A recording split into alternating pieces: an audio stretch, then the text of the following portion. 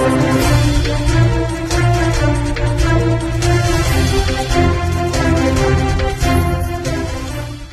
શહેરના પાંદેસરા વિસ્તારમાં ગેરેજ ચલાવતા એક યુવક પર 5 થી 6 જેટલા શખ્સોએ પડીકાનો ધંધો કોણ ચલાવે છે એવો સવાલ કરીને પહેલા ગાળો આપી પછી તમાચા ઝીકી અને છેલ્લે ચપ્પા વડે હુમલો કર્યો હતો. સમગ્ર ઘટના સીસીટીવી કેમેરામાં સ્પષ્ટ રીતે કેદ થઈ ગઈ છે. હુમલામાં ઇજાગ્રસ્ત થયેલ ગેરેજ માલિકે પાંદેસરા પોલીસ સ્ટેશનમાં ફરિયાદ નોંધાવી હતી.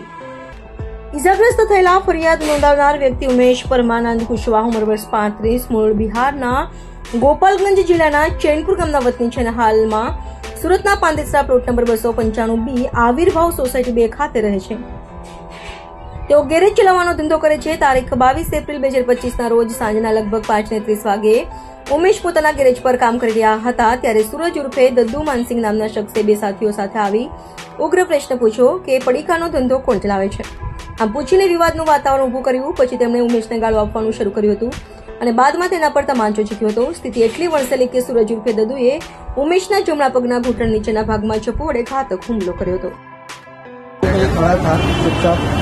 कुछ देर में उधर से कुछ लिखे है और पूछा उन्होंने कि इधर पुलिया का धंधा कौन करता है, ऐसा करके बोला और मैंने बोला कि कोई नहीं करता इधर, पता नहीं हमको.